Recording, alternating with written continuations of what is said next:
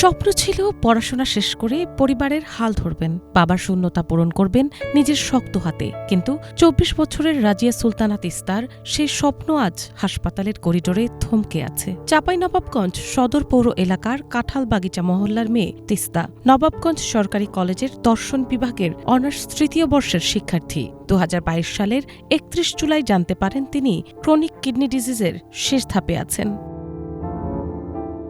সপ্তাহে সপ্তাহে ডায়ালাইসিস, ঔষধ আর হাসপাতালের করিডোরেই দিন কাটছে তার। চিকিৎসকরা বলছেন দ্রুত কিডনি প্রতিস্থাপন ছাড়া বিকল্প নেই। অথচ চিকিৎসায় খরচের হিসাব যত বাড়ছে ততই কমে আসছে সময়। অর্থাভাবে থমকে আছে প্রয়োজনীয় চিকিৎসা আর অনিশ্চয়তায় দিন গুনছে তিস্তার জীবন। দীর্ঘ চিকিৎসায় ইতিমধ্যে ব্যয় হয়েছে প্রায় ৬০ থেকে ৭০ লাখ টাকা। চিকিৎসকদের মতে তাকে বাঁচাতে জরুরি কিডনি প্রতিস্থাপন প্রয়োজন, যার জন্য দরকার আরও প্রায় ৪০ থেকে ৪৫ লাখ টাকা। সুস্থ হয়ে আবার ক্লাসে ফিরতে চান তিস্তা, শেষ করতে চান পড়াশোনা, ধরতে চান পরিবারের হাল। জুলাইয়ের ৩১ তারিখ থেকে সিকেডি রোগে আক্রান্ত। আমার ২টি কিডনি বিকল। ২০২২ সাল থেকে আমার সপ্তাহে প্রায় ২টি করে ডায়ালাইসিস চলে। বিগত ৩.৫ বছরের বেশি সময় ধরে আমার পরিবার চেষ্টা চালিয়ে যাচ্ছে, কিন্তু বাংলাদেশের আইন অনুযায়ী নিজ পরিবারের বাইরে কেউ কিডনি দান করতে পারবে না। তো আমার যেহেতু কোনো আত্মীয় নাই, সেহেতু আমার দেশের বাইরে একটি ব্যবস্থা হয়েছে নেপালে। এখন পর্যন্ত আমার ডায়ালাইসিসের খরচ জোগাতে গিয়ে আমার পরিবার প্রায় নিঃস্ব। এখন পর্যন্ত আমার পেছনে প্রায় ৬০ থেকে ৭০ লাখ টাকা খরচ হয়েছে। কিন্তু কিডনি প্রতিস্থাপনের জন্য যে বিরাট অঙ্কের অর্থ, সেটা আমার পরিবারের পক্ষে এখন কোনোভাবে সম্ভব না জোগাড় করা। সমাজে বিত্তবান যারা আছেন তারা সাহায্যের হাত বাড়িয়ে দিন, আমার জন্য আমাকে একটি বাঁচার সুযোগ করে দিন।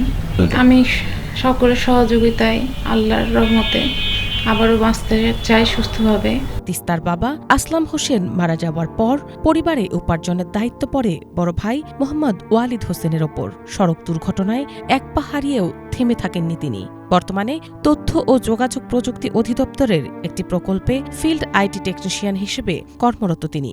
সীমিত আয়, তার ওপর বোনের চিকিৎসায় বিপুল ব্যয়, সব মিলিয়ে দিশেহারা পরিবারটি।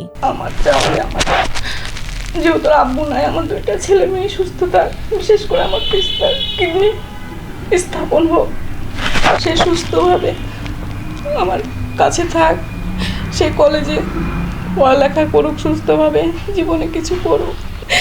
তো আপনারা একটু দয়া করে আমার মেয়েটাকে বাঁচাবার জন্য আর্থিক সাহায্য আপনাদের কাছে কামনা করছি। আপনারা একটু দয়া করেন, এটাই আমার বলার। আমি আমার ছোট বোনকে নিজেই কিডনি দেওয়ার জন্য ঢাকার শ্যামলীতে আপনার সিকেডি হসপিটাল গিয়েছিলাম। সেখানে আমার বিভিন্ন পরীক্ষা নিরীক্ষা করে আমার কিডনির সাথে আমার ছোট বোনের কিডনির ম্যাচ না হওয়ায় ডাক্তার তৎক্ষণাৎ আমাকে রিজেক্ট করে দেয়।